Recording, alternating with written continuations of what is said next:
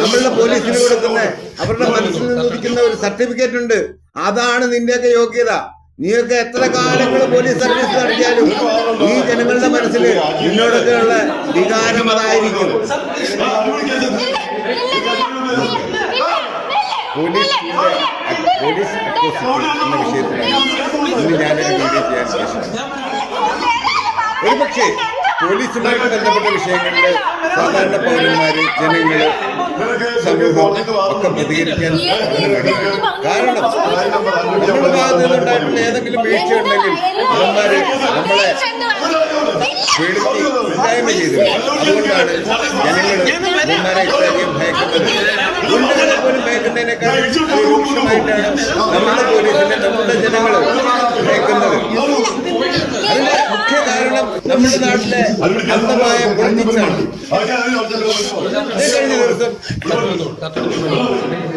ഈ മലയോര കർഷകരുടെ ഒരു കൂട്ടായ്മയുമായിട്ട് ബന്ധപ്പെട്ട് കണ്ട് അതിനകത്ത് ഒരു ക്രിസ്ത്യൻ പാതിരി അയാള് ആ ക്രിസ്ത്യൻ സമൂഹത്തിനോട് പറയുന്നു, പൊതുജനങ്ങളോട് പറയുന്നു, സമൂഹത്തിനോട് പറയുന്നു, ഞങ്ങൾ ക്രിസ്ത്യാനികൾ 17% ഞങ്ങൾ നോക്കിയാൽ ഈ നാട്ടിലെ തെരഞ്ഞെടുപ്പിനെ അവരാഗ്രഹിക്കുന്ന രീതിയിൽ കൊണ്ടുവരാൻ കഴിയും എന്നൊക്കെയുള്ള തീർമാനമാണ്. പക്ഷെ ആ പാതിരി ആ സമൂഹത്തിന് വേണ്ടി, ആ ജനങ്ങൾക്ക് വേണ്ടി എന്തെങ്കിലും ഒരു വാക്ക് പറഞ്ഞാൽ കേട്ടില്ല. അത് നമ്മുടെ നാട്ടിലെ മുസ്ലിങ്ങൾ സംസാരിക്കുന്നത് മുസ്ലിം വിഭാഗത്തിന് വേണ്ടിയാണ്, ക്രിസ്ത്യാനികൾക്ക് വേണ്ടിയാണ്, ഹിന്ദു നേതാക്കന്മാര് ഹിന്ദുക്കൾക്ക് വേണ്ടിയാണ്. പക്ഷേ പൊതുജനങ്ങൾക്ക് വേണ്ടി, സമൂഹത്തിന് വേണ്ടി സംസാരിക്കുന്ന ലവന്മാര് വളരെ കുറവാണ്. നമ്മളുടെ പോലീസിന്റെയൊക്കെ ഇത്തരം തെമ്മാടിത്തരങ്ങൾ ചോദ്യം ചെയ്യാൻ ഈ നേതാക്കന്മാർക്ക് കഴിവില്ലായ്മ ഒരു ഭാഗം, രണ്ടാമത് താല്പര്യമില്ല. കാര്യം അവന്മാരുടെ വികൃതികൾ സംരക്ഷിക്കപ്പെടണമെന്നുള്ളത് കൊണ്ടാണ് അവന്മാരാരും ഇതിനെ ഒന്നും ചോദ്യം ചെയ്യാത്തത്.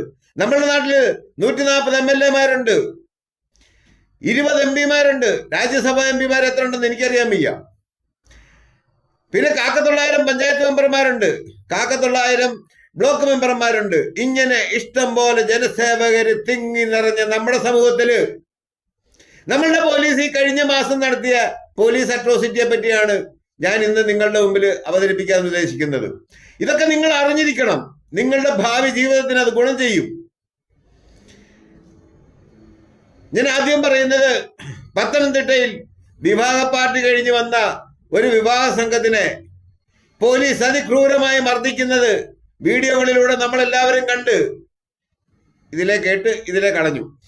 പക്ഷെ അതിനുശേഷം ആ പരാതിക്കാരുടെ പരാതി എങ്ങനെയെല്ലാം വളച്ചൊടിക്കാം എന്നതിന്റെ ഉത്തമ ഉദാഹരണമാണ് പോലീസ് മന്ത്രി പിണറായി വിജയൻ നമ്മളുടെ അസംബ്ലിയിൽ വിശദീകരിക്കുകയുണ്ടായി. ആ ഗ്രൂപ്പ് ആ തല്ലുകൊണ്ട പെൺകുട്ടി സഹിതം ബാറിൽ കള്ളു കുടിക്കാൻ പോയതായിരുന്നു. അപ്പം അയാളെ അത് എങ്ങനെ ധരിപ്പിച്ചിരിക്കുന്നു എന്നുള്ളതിനനുസരിച്ചിരിക്കും അയാൾ പറഞ്ഞ ആ പ്രതികരണം. ഇനി അതിനുശേഷം ഈ കഴിഞ്ഞ ജനുവരി മാസത്തില് വേറൊരു വിഷയമുണ്ടായി. ഒരു പട്ടാളക്കാരനെ അയാളുടെ ഭാര്യയുമായിട്ടുള്ള എന്തോ തർക്കത്തിന്റെ പുറത്ത് രാത്രിയിൽ വീട്ടിൽ നിന്ന് പിടിച്ചുകൊണ്ട് പോയിട്ട് അതിക്രൂരമായി മർദ്ദിച്ച് ഇല്ലായ്മയാക്കി അയാള് ജയിലിൽ നിന്ന് ഇറങ്ങിയതിന്റെ 3-ന്റെ അന്ന് ചത്തു എന്നാണ് അറിഞ്ഞത്. ചെറുപ്പക്കാരനായ പട്ടാളക്കാരൻ. അയാളുടെ മാതാവ് പരാതികളുമായിട്ട് ഇന്ന് തമ്പ്രാക്കന്മാരുടെ മുമ്പിൽ ഇങ്ങനെ യാചിച്ച് നടക്കുകയാണ്. ഇനി മൂന്നാമത്തെ വിഷയം, നിങ്ങൾ കഴിഞ്ഞ ദിവസങ്ങളിൽ കണ്ടതാണ്. 2013 ഉണ്ടായ ഒരു കേസില് അതിന് വാറണ്ടായി എന്നും പറഞ്ഞിട്ട് ചാത്തന്നൂരെ ഒരു ഏമാനെ CI ഏമാനെ അർദ്ധരാത്രി മതിൽ ചാടിക്കടന്ന് ആ വീട്ടിൽ പോയി കാണിച്ച ക്രൂരത, ആ പെൺകുട്ടിയുടെ, ആ വിക്ടിമിന്റെ മകളുടെ നിലവിളി നിങ്ങൾ കേൾക്കണം. നിങ്ങൾ നാഴികയ്ക്ക് 40 വട്ടം കേൾക്കണം. ഞാൻ ഈ വീഡിയോയ്ക്ക് വീണ്ടും പോലീസിന്റെ ഭാഗത്ത് നിന്നുണ്ടായ അതിക്രമത്തിലേക്കാണ്. ഒരു കേസ്, ആ കേസ് ഒത്തുതീർപ്പായി.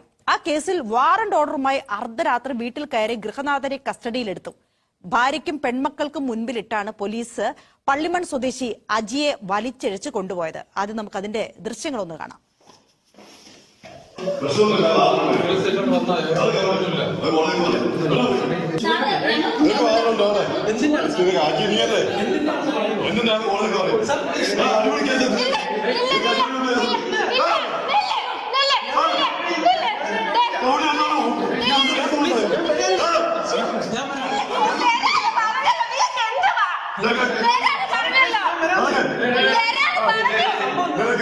കോടതിക്ക് വാറുന്നുണ്ട്.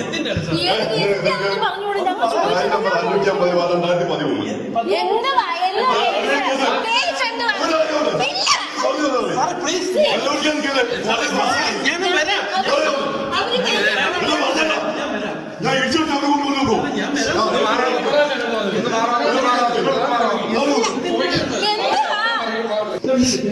അത് പിടിക്കാൻ കഴിഞ്ഞ പേരും പറഞ്ഞു.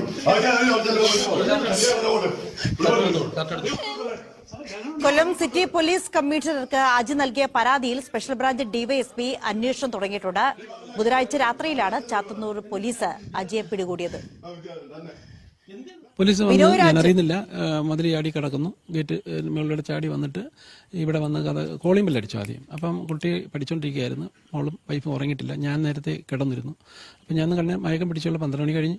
അപ്പോൾ കഥകിന് വന്ന് പടപട അടിക്കുന്ന സൗണ്ട് കേട്ടു.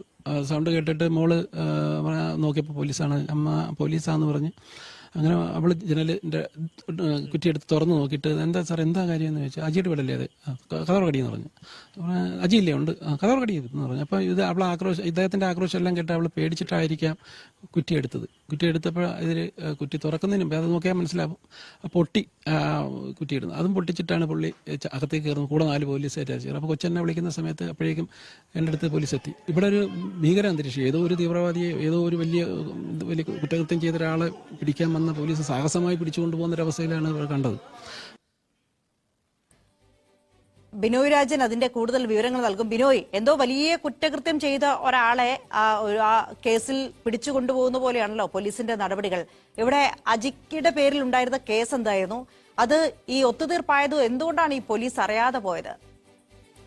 അഞ്ജിത, ഒരു പോലീസിനെ വളരെ മോശമുണ്ടാക്കിയ ഒരു സംഭവം തന്നെയാണെന്ന് പറയാം. കാരണം അജിയും ഒരു സുഹൃത്തും തമ്മിൽ 2013 ഒരു തർക്കം ഉണ്ടായതാണ്.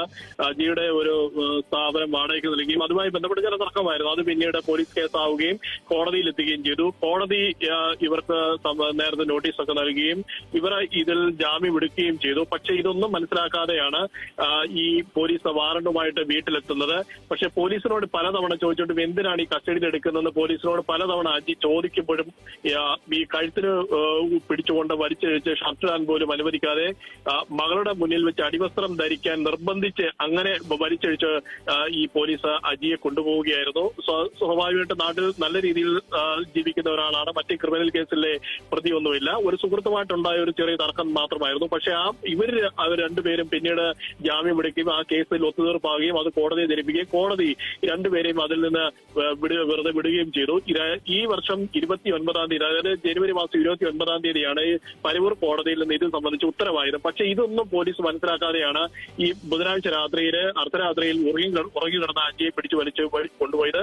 തുടർന്ന് സ്റ്റേഷനിൽ കൊണ്ടുപോയി. അപ്പോഴും അജി പറയുന്നുണ്ട് തനിക്ക് ആകെ ഉണ്ടായിരുന്ന ഒരു കേസ് മാത്രമാണ്, ആ കേസിൽ തന്നെ കോടതി വെറുതെ വിടുകയും ചെയ്തതാണ്. ഉടൻ തന്നെ അവിടെ ഉണ്ടായിരുന്ന മറ്റൊരു പോലീസ് ഉദ്യോഗസ്ഥൻ ഇത് ഈ കോർട്ട് മുഖേന സെർച്ച് ചെയ്തപ്പോഴാണ് ഈ പോലീസിന് അബദ്ധം പറ്റിയതാണ് എന്ന് മനസ്സിലാകുന്നതും പിന്നീട് വീട്ടുകാർ രണ്ടുപേരെ വിളിച്ചു വരുത്തി സ്റ്റേഷനിൽ ഒപ്പിടുത്തതിനു ശേഷം അജിയെ പുറത്ത് വിടുകയാണ് ചെയ്യുന്നത്.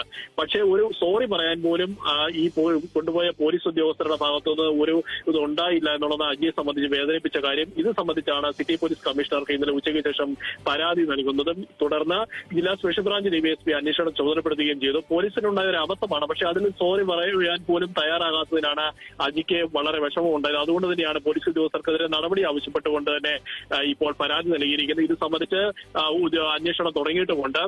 വളരെ മോശമായ ഒരു സമീപനമാണ് പോലീസിന്റെ ഭാഗത്തുണ്ട്. അല്ലെങ്കിൽ തന്നെ ഒരു ഫോൺ വിളിച്ചിരുന്നെങ്കിൽ സ്റ്റേഷനിൽ ഹാജരാകുമായിരുന്നല്ലോ എന്നുള്ളതാണ് അജി തന്നെ പറയുന്നത്. നേരത്തെ അതിനെ സംബന്ധിച്ച് ഒരു നോട്ടീസ് നൽകിയോ കാര്യങ്ങളൊന്നും ചെയ്യുകയും ചെയ്തില്ല. ഇത് സമൂഹത്തിൽ തന്നെ തൊട്ടടുത്ത് താമസിക്കുന്ന ആളുകളുടെ മുന്നിൽ നാണക്കേടുണ്ടാക്കുന്ന ഒരു സംഭവമായി. പോലീസ് മതിൽ ചാടി വന്ന് വീടിന്റെ മ്യൂസിക്കായിട്ട് അതാണ് ഇന്നിടുന്നത്. ഉളുപ്പില്ലാത്ത നിങ്ങൾ കാണണം. കാര്യം നിങ്ങൾക്കെല്ലാം രാഷ്ട്രീയമുണ്ട്, മതമുണ്ട്, പാർട്ടിയുണ്ട്. പട്ടികളെ എന്തിനാണ് നീയൊക്കെ സിറ്റിസൺ ആണെന്ന് പറഞ്ഞ് നടക്കുന്നേ? അത്രയും പറഞ്ഞില്ലെങ്കിൽ എനിക്കൊരു സമാധാനം ഉണ്ടാവില്ല. അങ്ങനെ ആ വീട്ടില് മതില് ചാടിക്കടന്ന് അർദ്ധരാത്രി കതവ് ചവിട്ടിപ്പൊളിച്ച് ആ ക്രിമിനലിനെ കയ്യേറ്റം ചെയ്ത് പിടിക്ക് അറസ്റ്റ് ചെയ്ത് കൊണ്ടുവന്ന് കോപ്പിനകത്ത് കയറ്റി കഴിഞ്ഞപ്പോഴാണ് അറിയുന്നത് അവൻ അന്നേരമാണ് നോക്കുന്നത് ഇയാളുടെ പേര് കേസ് വല്ലതും ഉണ്ടോന്ന്. എന്നാൽ ഈ മോമാര് അവനെ അറസ്റ്റ് ചെയ്യാൻ, ഈ ക്രൂരത കാണിക്കാൻ പോകുന്നതിന് മുമ്പ് അവനെ കമ്പ്യൂട്ടറിലോ മൊബൈലിലോ ഒന്ന് കൊടക്ക് നോക്കിയിരുന്നെങ്കിൽ അവൻ അറിയാൻ പറ്റുമായിരുന്നു. അതവൻ ചെയ്തില്ല. ചെയ്യാതെ രാത്രി പോയി എല്ലാം കഴിഞ്ഞ് കൊണ്ടുവന്ന് പോലീസ് സ്റ്റേഷനിൽ കൊണ്ടുവന്ന് കഴിഞ്ഞപ്പോഴാണ് അറിയുന്നത് അവന്റെ കേസ് നേരത്തെ ഒത്തുതീർപ്പായി പോയതാണ്. എന്നിട്ട് അവന്റെ വീട്ടിൽ നിന്ന് ബന്ധുക്കളെ വിളിച്ചു വരുത്തി അവനെ തിരിച്ചയച്ച്. പക്ഷെ ആ പെൺകുട്ടിയുടെ നിലവിളി ഓരോ മലയാളിയുടെയും അണ്ണാക്കി കയറണം, ഓരോ പോലീസുകാരന്റെയും അണ്ണാക്കി കയറണം.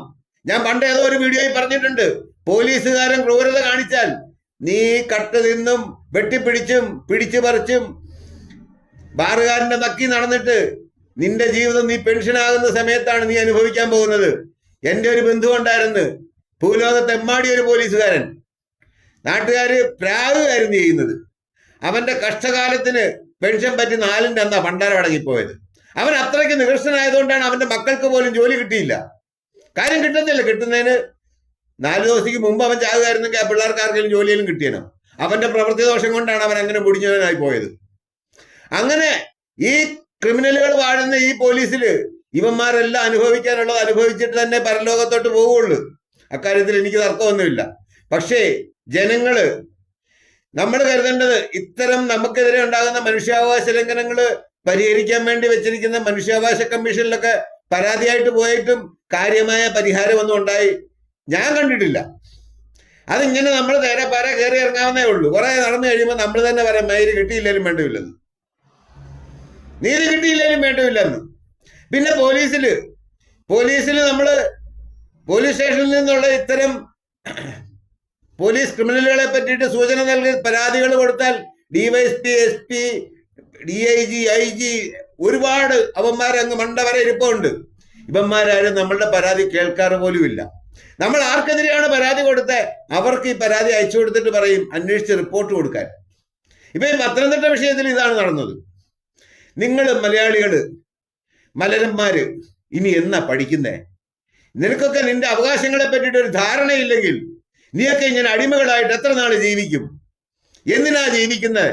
പണ്ടൊരു ചൊല്ലുണ്ട്, ചത്തതിനൊക്കുമേ ജീവിച്ചിരിക്കലുമെന്ന്. അതാണ് നിന്റെയൊക്കെ അവസ്ഥ.